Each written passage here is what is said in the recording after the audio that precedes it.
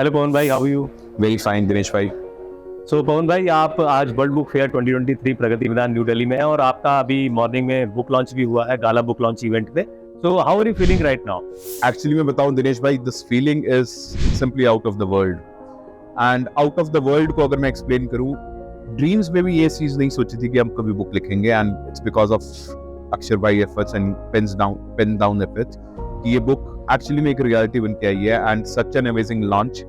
तो यस, जो मेरा पर्पस था बुक लिखने का वो मैंने बहुत अचीव किया। मेरी कन्वर्जन बहुत अच्छी हुई, अथॉरिटी बिल्डिंग बहुत अच्छी हुई, बट द वे आपने आज लॉन्च किया है तो उसने मेरी अथॉरिटी को 10x और बढ़ाया है। मतलब this will really be a greatest marketing collateral जो मैं सोच सकता हूँ। सो और जैसा ही मैं देख पा रहा हूँ, ये आप अभी हम ले रहे हैं और इस दीवार पर, इस वॉल पर इवन आप ही की केस स्टडी लगी हुई है। Correct. Pawan Wadhwan, director Sipcon technologies. So that's great. तो आपका जो कन्वर्जन है बुक लिखने के बाद 1% से 7% से चला गया with in span of 6 months, जैसा कि मैं वॉल पर पढ़ पा रहा हूँ। एग्जैक्टली, इस टेस्टिमोनियल का एक वर्ड सच है। पहले इंक्वायरीज तो फ्लो बहुत अच्छा था, बट कन्वर्जन नहीं हो पाती थी। हम सोचते थे कि 100 इंक्वायरी आ गई है, एक ऑर्डर कन्वर्ट हो जाएगा, तो हमारा फोकस रहता था और इंक्वायरीज को जनरेट करने में। हमें समझ आ गया था कि कंपनीज हमारी कंपनी को सीरियस नहीं ले रही, वो एक वेंडर की तरह ही ले रही है।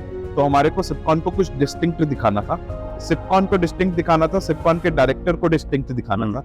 तो बुक ने वो एक पोजीशनिंग दी कि हाँ, ये एक normal run of the mill company नहीं है, ये कुछ एक अलग कंपनी है, ये जानती है अपने प्रोडक्ट के बारे में, ये जानती है इंडस्ट्री के बारे में। एंड बुक ने जो अथॉरिटी सीमेंट किया है वो उसने उनका माइंडसेट चेंज किया, उनको लिस्निंग मोड में लेके आया। अब हमारी बात उन पे लैंड करने लग गई, हमें सीरियसली लेने लग गए, और उसकी वजह से कन्वर्जेंस में फर्क पड़ने लग गया।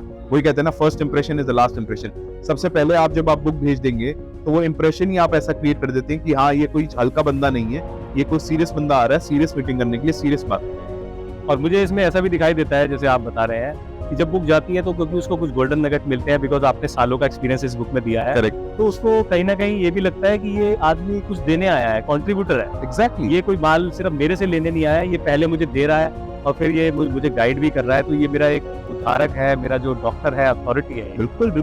पूरी गिवर वाली एनर्जी तो बुक से आई जाती है, ये कुछ देने ही आया है। प्लस अगर बुक में अगर आपका कंटेंट उसके लिए कुछ ट्रांसफॉर्मेशन लेके आता है तो आप वैसे ही उसकी नजरों में भगवान बन गए। आपने बिना कुछ लिए आपने कुछ दिया।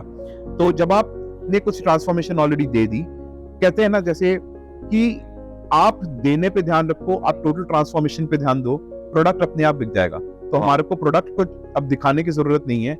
इस बुक में भी हमने ये दिखाया कि कैसे आप बिना मेरे प्रोडक्ट के भी आप एक अच्छा प्रॉफिट कमा सकते हैं, कैसे आप एक्सपेंसेस को कम कर सकते हैं। वंडरफुल। तो हमने प्रोडक्ट को नहीं दिखाया, तो वो एनर्जी पहले ही पता लग जाती है कि गिवर वाली एनर्जी है, ये कुछ सिखा के जाएगा, ये कंपनी कुछ हमारे साथ लॉन्ग टर्म सोचेगी, प्रोडक्ट बेच के भाग नहीं जाएगी। वो एक, मैं इसको ऐसे बोलता हूँ, giving takes care of getting. बिल्कुल परफेक्ट। गिविंग टेक्स केयर, आप गिविंग पे ध्यान देते रहो, समाज यूनिवर्स आपको देता है। Awesome.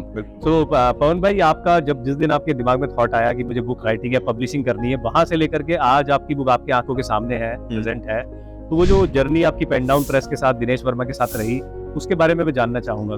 देखिए दिनेश भाई, परफेक्शनिस्ट वाला एटीट्यूड था कि जो कुछ भी करूंगा परफेक्ट करूंगा, और अगर मैं उसी एटीट्यूड के साथ रहता तो मैं कभी भी बुक कंप्लीट ना कर पाता। ये तो पेन डाउन प्रेस की एनर्जी थी, ग्रुप की पुशिंग थी, जिससे मैं एक एक चैप्टर वाइज चैप्टर बढ़ता गया। मैंने कहा कि मेरे को ये भी करना है, वो भी, हाँ। मैंने कहा ये भी करना है, ये भी करना है। मैंने कहा मेरे को ग्राफिक्स चाहिए, बन जाएंगे। मैंने कहा मेरे को इस तरीके का बुक चाहिए, बन जाएगा। किसी चीज के लिए ना तो थी नहीं, एंड मैं ना के क्वेश्चंस इसलिए दे रहा था कि वो कोई भी चीज बोले और ये प्रोजेक्ट पोस्टपोन हो जाए। उन्होंने नहीं होने दी। मैंने कहा बुक को इस शेप में चाहिए, बिल्कुल वैसे बन गई। मैंने कहा ये कंटेंट ठीक करवाओ, करवा दिया।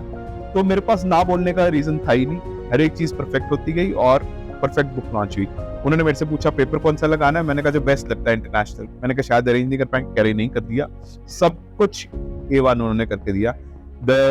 इतने टाइप की कोऑर्डिनेशन इतनी अच्छी थी, कम्युनिकेशन सटीक और बिल्कुल टाइम पे, कोई भी चीज ओवर कमिटमेंट नहीं, कोई भी चीज अंडर डिलीवरी नहीं, परफेक्ट। जो कमिट किया है वो सब कुछ देंगे, और जितना कमिट किया है उससे बल्कि ज्यादा ही दे रहे थे हर चीज में।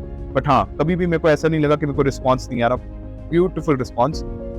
एक चीज मैं स्पेसिफिकली बोलना चाहूंगा, जिस टाइप का आपने मेरे को कोटेशन भेजा था, प्रपोजल भेजा था, मैं वहीं पे सोल्ड हो गया। जब पहली कॉल हुई वो प्रपोजल समझाने के लिए, आप इमेजिन करो हम भी प्रपोजल भेजते हैं, but 40 minute ma'am, Ritu ma'am थे मेरे ख्याल से, 40 मिनट एक मैम आपको प्रपोजल समझा रहे हैं। अमेजिंग, मतलब वहीं पे मैं सोल्ड हो गया, मतलब इतनी डेडिकेशन, इतनी शिद्दत।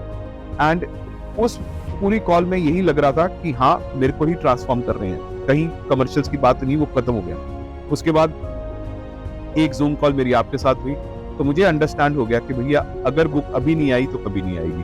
अगर मैं पेन्स डाउन के साथ बुक नहीं निकाल पाया तो कोई और पब्लिशर बुक निकाल ही नहीं पाया। बस ये तो बुक हमने आपके अंदर से खींच ली। बिल्कुल, आपने मेरे अंदर से खींच ली, मेरे अंदर से बुक नहीं आ सकती। Thank you so much. तो आप कोई मैसेज देना चाहेंगे बुक को लेकर कि जो बिजनेस कम्युनिटी है उनको बुक क्यों लिखनी चाहिए, कितना जरूरी है उनके लिए? देखिए, मैं ये मानता हूँ कि 99% ऑफ बिजनेसेस जो हैं वो प्राइस वॉर में लगे हुए हैं, चिक चिक कस्टमर्स के साथ लगे हुए हैं। वो इसलिए लगे हुए हैं क्योंकि उनके कस्टमर्स उनको सीरियसली नहीं ले रहे। बुक बिल्डिंग है सबसे बेहतरीन अथॉरिटी बिल्डिंग एक्टिविटी है। अगर आप बुक के हिसाब से मीटिंग शुरू करेंगे, आप देखेंगे मीटिंग का जो ग्राफ है वो बिल्कुल डिफरेंट जाएगा। क्वालिटी का ग्राफ बहुत डिफरेंट जाएगा। कस्टमर ज्यादा आपकी बातें सुनेगा। आप मुझे बताइए, कौन सा बंदा अपना प्रोडक्ट बेचने पे ये नहीं कहता कि मेरा प्रोडक्ट बेहतरीन है? सारे कहते हैं। कौन सा बंदा ये नहीं कहेगा कि मैं आपको best quality at optimum price दे रहा हूँ? सारे ही कहते हैं। कौन सा ये नहीं कहेगा कि मेरे कॉम्पिटिटर से मेरे 10 बढ़ाइयां अच्छी हैं? सारे ही कहते हैं। सो आप डिफरेंशिएट तो कर ही नहीं पा रहे। बुक आपको एक अच्छी अथॉरिटी बना देती है जो आपको इमीडिएटली इस लेवल से इस लेवल पे ले आती है। जहां बाकी सारे कॉम्पिटिटर्स यहाँ हैं, आप इस लेवल पे ऑलरेडी आ गए हैं।